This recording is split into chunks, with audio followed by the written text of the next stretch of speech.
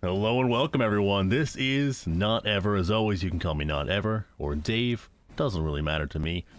I wanted to welcome you guys back. We're going to go ahead and play a larger campaign this time. Last time we wrapped up the War in the East campaign on the road to Minsk.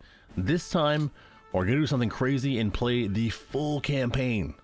The absolutely incredible full campaign that spans from 1941 all the way to 1945, should you survive that long.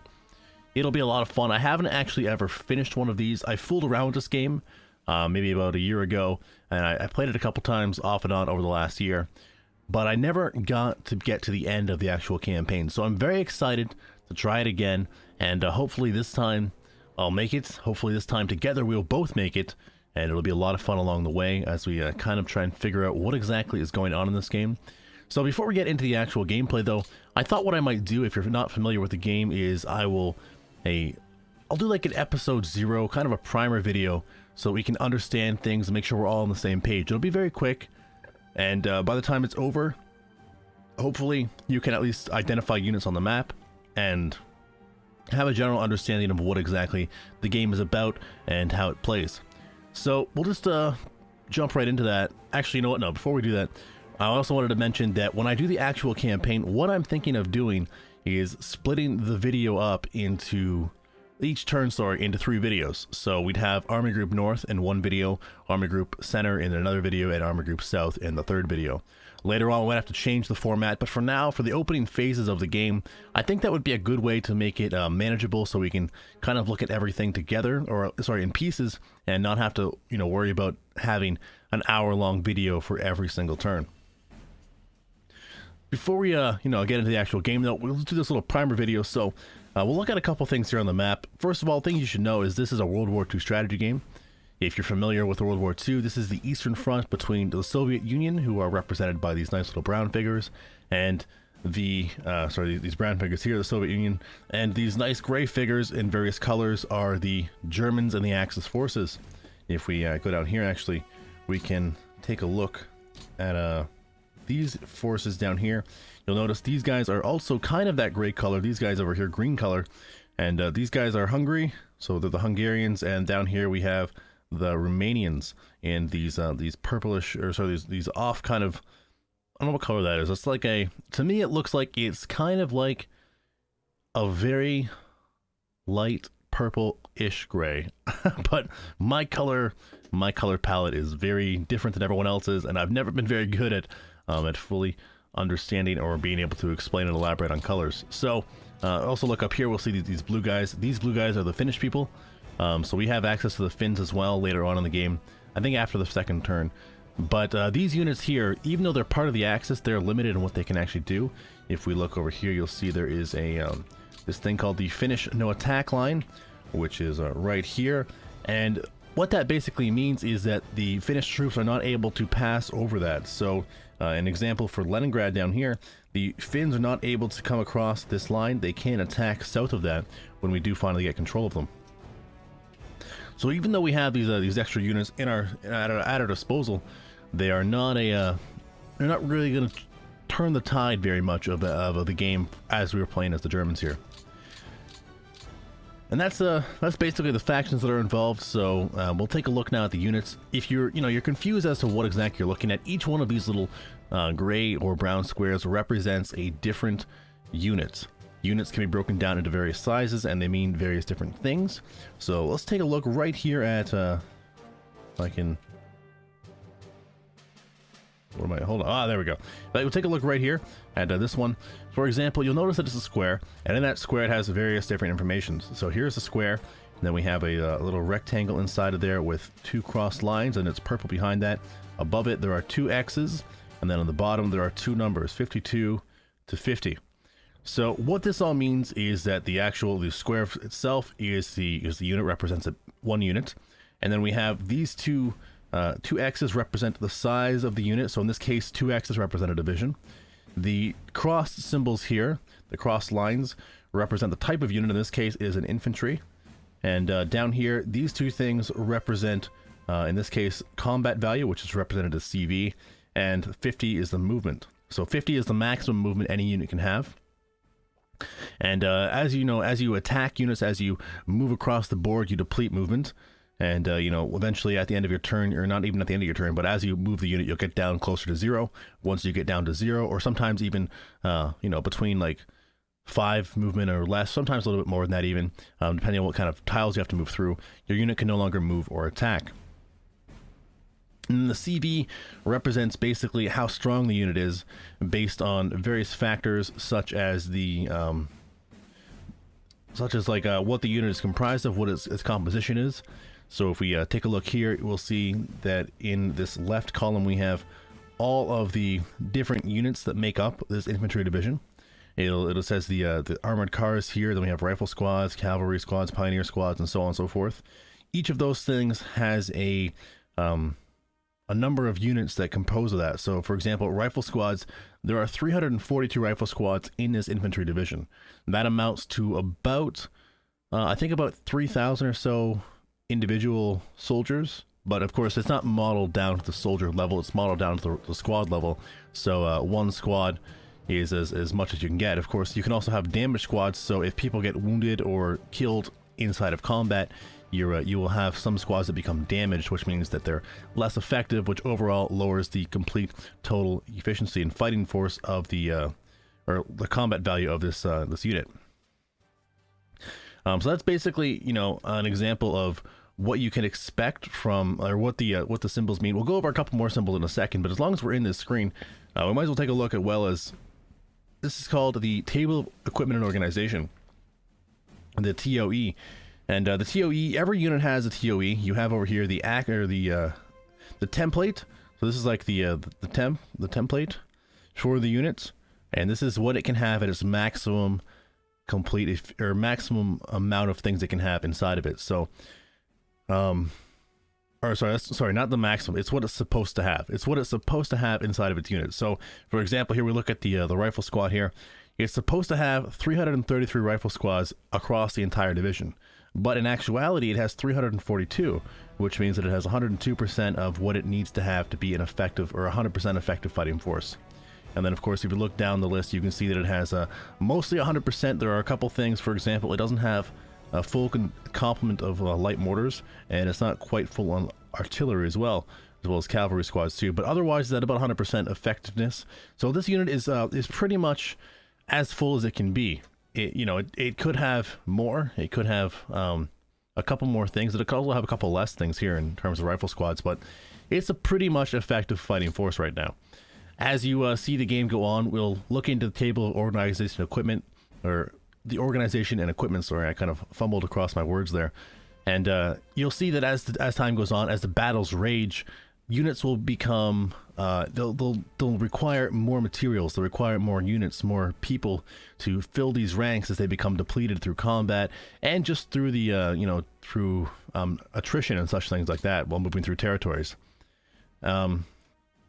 So that's something you have to be aware of in this game. This entire game is basically, I would say, it is a war game. It's important to know strategy. It's important to know, well, not even know strategy. It's important to be able to come up with strategies, to be able to think smartly about what to do, and to be able to move your units in the most efficient manner possible. But a large part of this is also about logistics, which I guess war itself is in real life to an extent. You have to be able to manage efficiently and effectively your units. For example, going back to the table of organization and equipment, if you don't have enough units to fill your division with, it's not going to be a very effective force. So, do you attack with a very inefficient force, or do you leave it in the back to let it accumulate more units? Those are decisions that are going to plague you later on in the campaign, especially playing as Germany, when you max, or you reach the limits of your supply lines, and you're struggling to get as many supplies as possible to the front lines where you need them. Other things here that are important, morale, we can see beneath the TO&E. The morale is basically how, well, the morale, I mean, I don't really know how else to describe it. I'm not good at defining words, but basically, how happy, how content your people are, how much fervor they have, how not excited, but how how well they're going to perform in combat. And the morale, of course, will change based on various factors. At the beginning of the game, the Russian morale is extremely low. It's about 40s to 50s-ish, so it's quite low compared to the German morale, which is around, you know, in the 70s to 80s. I don't think I've seen any in the 90s, but there might be a couple units who have like 90 morale. But so the Germans have a lot more morale to start off with, which makes them more efficient than their Russian counterparts. As time goes on, you know, as the war slogs on, that'll probably drop off and the Russian morale will probably rise, and it'll become a more even battle later on. But early on, morale is a big factor in why the Germans have such an advantage. When we look down here, there's various things that we have needs as well. We have the vehicles need as well. Basically, all these things mean is that well, this is where the logistics come into play. So, you know, you have to manage how many supplies your unit has, especially if you're trying to advance as far as possible. You have to try and keep your units supplied. So if you, for example, can't get 100% of the supplies you need to replenish the supplies you used last turn, you're going to have to live off only the supplies you have currently available to you. In these cases here, for example, the left number here, sorry, this left number represents the supplies that you have. Let me try that again. Represents the supplies you have immediately available to this unit. In this case, we have 740 supplies out of a necessary 434. So if we look over to this part over here, right here, 170%, we have way more than what we need. We are reaching almost that, we're getting close to that 2 to 1 ratio of what we need, which is great. And for starting an invasion, stockpiling supplies is crucial in order to be an effective force and be able to advance as far as possible and not have to wait for resupply. Fuel, this is an infantry division, so the fuel is, it's good to have fuel. Of course, you have vehicles such as the ones that are responsible for towing these anti-tanks, these howitzers, these infantry guns. So you have vehicles still attached, but vehicles aren't as important to an infantry division. Later on, if we look at a panzer division, you'll see that they have, most likely they'll have more than necessary fuel, or more than the minimum fuel that they'll need to complete this this original stages of this invasion, as they try to get as far as possible into the Soviet lines. And of course, ammo and supply are the same way. In this case, because it's an infantry division, we have, ammo and support, we have way more ammo than we need. Ammo also over here. In fact, the fuel is here as well. The fuel's in the middle. So they all, correlate from this part over here to this immediately available side of the screen where you can see exactly what's going on. Sorry, you can see exactly what's going on in a glance. So in this case, we have ammo that's almost at 150% of what we need. So we have a ton of supplies. We're ready for this invasion. At least this unit is. Most of the infantry and most of the panzers and even infantry motorized divisions are ready for these things. So that's a quick glance at, how a unit operates. It doesn't really explain much, I know, but this game is a very complex beast. It would be very difficult. It would take a long time for me to explain all the little things of it. Basically, all you need to know, if you're confused about what's going on, each unit has a intricate web of supplies and supplies, fuel, ammo, the support units even that it needs in order to operate efficiently. So it's most important to try and keep your units in good supply while you're advancing. It's important to be aware of what is necessary in order to get the most maximum efficiency and movement out of your units. To look a little bit more at the actual units here, we can go through a couple more examples of what the different symbols mean. So if we look at the square again, we'll see, for example, this one here, it has another rectangle inside of it and the 2 lines, but also this time it has the infantry it has these 2 dots. Those 2 dots, along with the cross lines, tell us that it's infantry because of the cross lines, and then it is motorized because of these little these dots, which are, I think, supposed to represent wheels. And then again at the top we also have the 2 X's again, so that tells us it is a division in strength. And down here it says 1150 again, telling us the combat value and the movement potential of that unit. So to quickly sum up as well, if you're ever confused, you say you're looking at it at a glance, that you're trying to figure out what's going on the screen while the game is going on, you can basically take a look at these different types of units to try and decide, or trying to figure out how large they are in comparison to other units. So at the very minimum, we have the regimental size units. So the regs should be a G. The regimental size units, which are these 3 lines, if we can find one. I think, yeah, down here you'll see that they have 3 lines above the infantry crosses. which tells us it's a regiment size. Regiments are what you can split a division up into. So, for example, if I was to take any division, at least I think I can do any division, I should be able to take, for example, the 122nd here. And I think I can, if I can remember properly how to do it. Nope. This might be embarrassing here for me.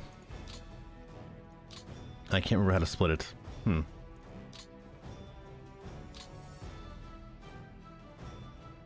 Well, that's embarrassing. You know, I would have liked to be able to show you a demonstration there of how to split things, but I can't recall exactly. But oh well, what can you do? Basically, you can, though, split up infantry divisions into their smaller components, which are those regiments. Those regiments can then go off on their own individual hexes. They can move away from each other, which kind of, you know, if you need to spread out your forces to fill in a line it's very vulnerable and you really press for units, you can of course spread out those forces and try and cover more of a line. And then we have the 1X, which I think represents a brigade. So that's a brigade is smaller than a division, but more or larger than a regiment. You don't see that one very often, I don't think, at least not in this game. In fact, I don't even know if it is in this game, but that I believe is what the 1X means. Oh, there is one over here actually. This one is right over here. I just saw it. So let's go ahead and take a look, see if I'm right here, if it's a brigade. Yes, it is a brigade. Okay, cool. So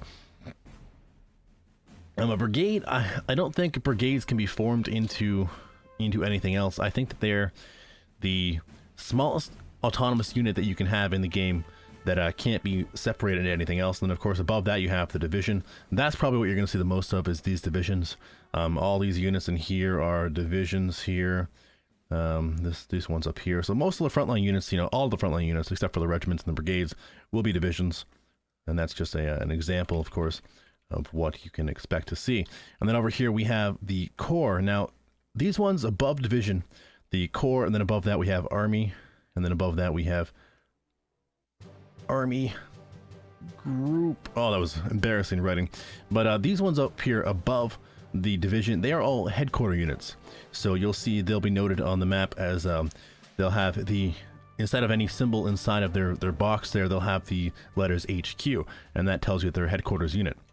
In this case, these units here that are above division in size, each one of them is responsible for units beneath them. So the for example, the corps is responsible for about 2 divisions or more in size. The army is responsible for 2 corps or more in size, and the army group is responsible for 2 army. Oh, that's not going to fit. For 2 armies or more in size. And that's basically how the organization works in the game. Now, that may seem, you know, kind of excessive, superfluous, but it is a very important aspect of the game. If you look at this, you'll notice that different units get highlighted when you click on any individual unit, and the reason for that is it tells you what units are subordinate and which units are above. Well, I guess subordinate, and which ones are, it is subordinate too. So we select, for example, we just select this headquarters here. We can see that there are 4 units, so 3 blue ones over here, and then 1 blue one on the same hex as it. That tells us, the blue outline tells us that those units are all subordinate to the 41st Panzer Corps. If we select the Panzer Corps itself, I think we can see actually, there we go, show subordinates. So we can actually take a look at all the units that are subordinate to it, which of course are the 1st Panzer Division, the 6th Panzer Division, the 36th Motorized Infantry, or Motorized Division, and the 269th Infantry Division. We can also see these little green things down here. These are a bunch of what you call support units, and I'll explain those in a second. But basically, every headquarters unit has support units attached to it that can be attached to units that are subordinate to the headquarters unit itself. So, of course, you know, we look at this with this headquarters here, and you see, of course, the blue units, and then there are also orange units above it, which I believe is the unit that it is subordinate to. So we click this, for example, it tells us this is the 4th Panzer Group, and we can see over here that this is the unit that is subordinate to it, is this 41st Panzer Corps. And over here we also see there are a couple units that have yellow outlines. Those units with yellow outlines are, I believe, the ones that are supposed to be considered equal in the order of battle to the unit that you have currently selected. So we look over here. Can we take a look? So we see here, if we look at this unit, even though this is a motorized division, because of how the order of battle is set up, the Totenkopf SS Motorized Division is currently at the same level as the army as that Panzer Corps is.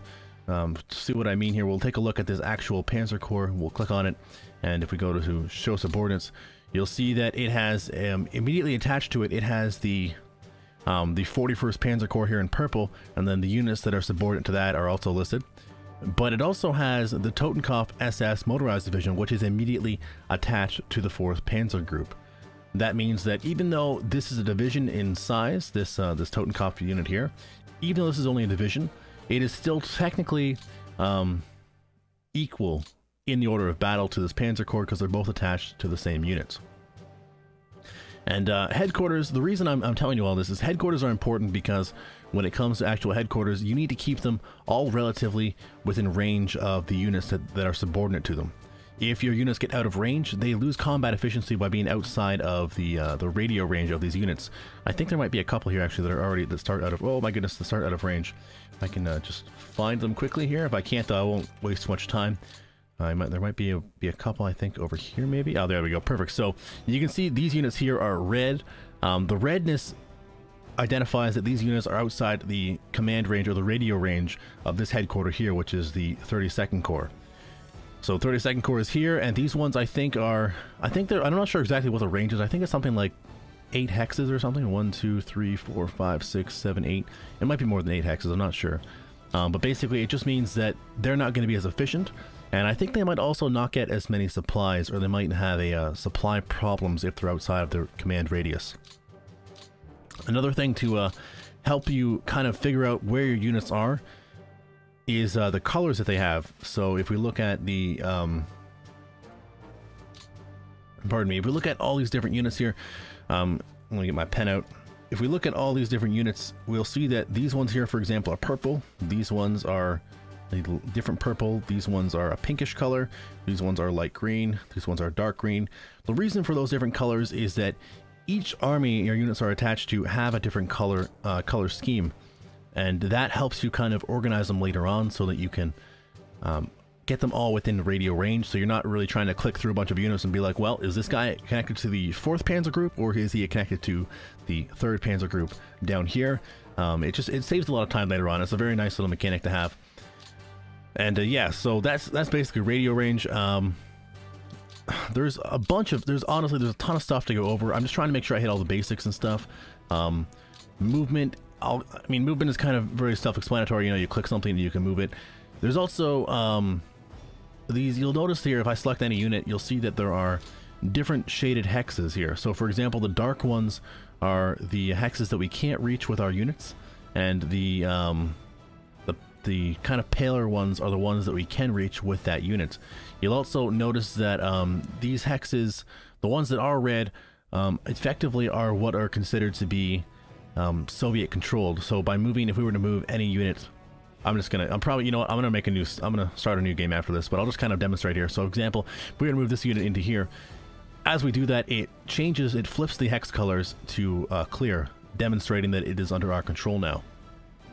You'll notice various things as well, like, well, actually that doesn't really show up, but there's these things called zone of control. So whenever you're trying to move between enemy units, it costs more movement points to move between those units than it might to move a farther distance where you don't have to go through those units. So all the pale hexes, even the pale red hexes, are considered to be Soviet zone of control. Basically, in order to go through those, you have to pay more movement to get through them. For example, if we wanted to move all the way over here, we could do it. Right here, sorry. If we wanted to move all the way here, we could do it. But as you see, if we move farther, it changes the path of where we want to move. And the reason for that is because it's more affordable to move through these hexes over here, which are not controlled by Soviets. In fact, this might actually be telling us to move over here because this way we have to move through swamp, which is taking up more movement. But either way, you still have to move through these hexes that are controlled by enemy forces, and it will slow you down for sure. Also, one other thing to consider is that when you attack, there are two different types of attacks. You can, if you just look at someone and you right click, you go for the attack. It is called a hasty attack. As you can see, they held that attack off. This is the battle screen as well. We'll go back to that in 1 second. But another attack you can make is if you are to right or hold shift. Sorry, you do, as you can see, that might have changed. The icon there near the mouse, it changed to a explosion instead of being the arrow and the explosion. It changed to just a big explosion, and that is what you call a deliberate attack. Deliberate attacks cost more movement points, but they are more efficient in their attack style, their strategy. It's the difference basically between you know, throwing an attack together at the last minute and planning an attack out over, you know, several hours and trying to combine various units of different sizes and whatnot into the attack. Also, you'll notice here, if we were to select both units here from different hexes and we hover over it, we can't attack. But if we hold the deliberate attack button, we can make a deliberate attack. The reason is you can't commit two different hexes, you know, two different areas of troops at a single target without having some kind of coordination. So you can only do deliberate attacks from different hexes in order to kind of represent that it requires some coordination between different commanders and different groups. Alternatively, though, if we were to select these three units here from a single hex minus his headquarters, sorry, so only 2 units, we can do a single hasty attack against another target because these guys are in the same area, so it's easier for them to get together and go and attack a target than it is for these two units here, for example, which would require a deliberate attack. So that's basically the mechanics of the game. I mean, there's a ton of stuff I haven't talked about. Air combat, for example, I haven't really gone over. Actually, I probably should mention it again. I said something about support units, but you can select any combat unit. For example, we selected this the 3rd Regiment of the 129th Infantry Division. You can tell here by the 3 lines, so that's a regiment. And we can go here and assign. So we can assign to it these 2 support units based on the headquarters it's attached to. In the case of this unit, it's attached to the 42nd Corps HQ. So if we look at that, we can see that it is a oh, sorry, my bad, I didn't mean to do that. That's not what I wanted to do. We want to go over here, I guess, and we'll select the headquarters unit here, and we'll take a look. So it doesn't actually say that it has any attached support units. Interesting. I did not expect that. That's a bad example, though. That's a bad example. Let's try that again. All right. So we select the 35th Infantry Division here, and we go to assign. We can assign these 4 support units to it. These support units are all they come from being attached to the either 5th Corps or the Army Group Center itself. So if we were to go here again, we select. We want to assign, for example, we'll say we want to assign a Pioneer Battalion. We'll give them a Pioneer Battalion, and now this unit has attached to it the 745th Pioneer Battalion. And that'll make this unit more efficient when it comes to certain types of attacks. I think that Pioneers help for river crossings, and they'd also be good in like urban combat. There are all kinds of different units you can select. See if I can get a couple more types here.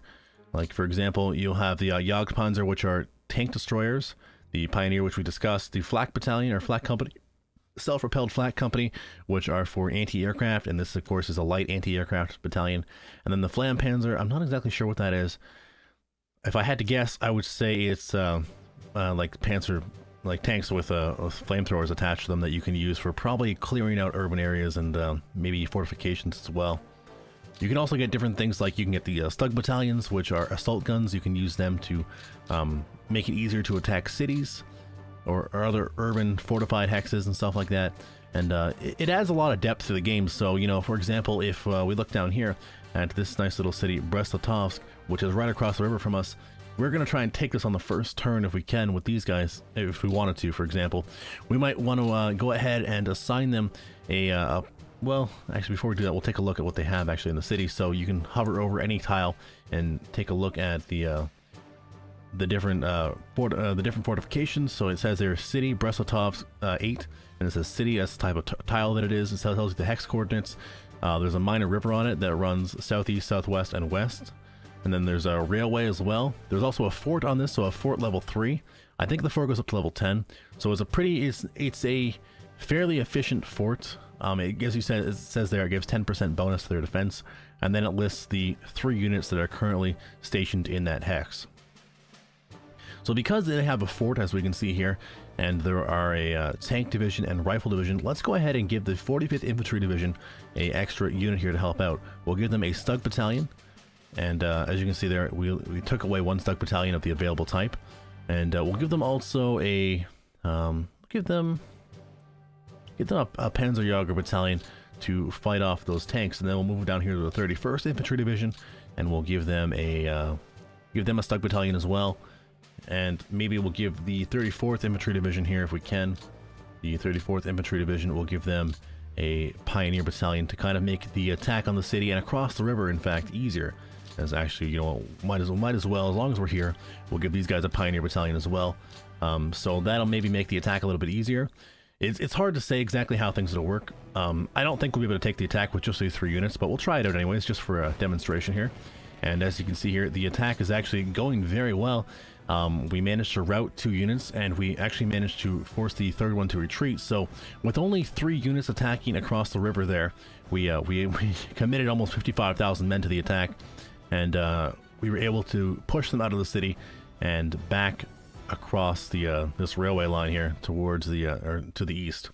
So that was actually better than I thought it was going to go. Looking at the battle though quickly, we can see also a couple things, like for example, it tells you how many men were committed, how much artillery was committed, and how many armored fighting vehicles was committed on both sides. So we put 54,000 men, they put 27,000, and we lost 177 men. They lost 9,134 pieces of artillery and 215 tanks to our attack.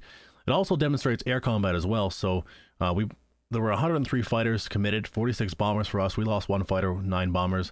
They lost 2 fighters out of 8 committed. If we look down here at this list over here, we can see everyone who was committed to the fight.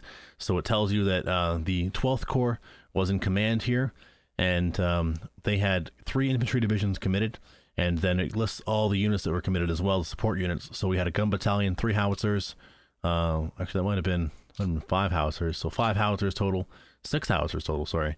Panzerjäger, a light flak battalion, and 2 Stug battalions, as well as I think the Pioneers, so 2 Pioneers as well, and heavy Nebelwerfers, which are like rocket artillery. So we put a ton of stuff into that attack, and rightly we took it. So that works out very well for us. Also, you'll notice here there's these things at the bottom list combat value. Ours was 220, and then the modified combat value was 278. The modified combat value is affected by various things that honestly are like black magic to me. I'm not 100% sure about how it works, but I think it depends on things such as whether or not you have good supplies in your unit, if your unit has good morale, if you have a good commander, if you are attacking across a river, for example, if you're attacking into a city, if you have the units, the right support units for the kind of attack you're trying to make. These guys over here get a combat value based on the fort they have if you're defending, on as well as also commander, supplies, things like that. So and in this case, we were able to beat them quite soundly there. And yeah, that actually worked a lot better than I thought. So that's basically everything I think you really need to know to understand, or at least to observe the game as it goes on. Of course, as things come up in the actual game, I will go ahead and I'll point them out as best I can. I'm not an expert at this game at any means. I have only played this. I've put maybe 50 to 60 hours in the game overall in total. So, you know, like over the last year and a bit. So I couldn't say that I know everything about this game at all. And I'm not even the best strategist. But hopefully, you know, with a little bit of time, a little bit of patience, we can come up with some good strategies, and we can maybe even win as the Germans. It's a lofty goal, but I'm willing to believe. I'm willing to believe, and I hope we do. And in the process of doing that, of achieving that, I hope we have a lot of fun. So that's going to be it now. This is the primer for the video, and I'm going to go ahead now and start up the actual videos. I'll post them probably all at the same time. I don't know why I'm telling you that. Either I did or I didn't. It doesn't really matter. But yeah, that's going to be it, guys. Thanks very much for watching, and I hope to see you guys all very soon.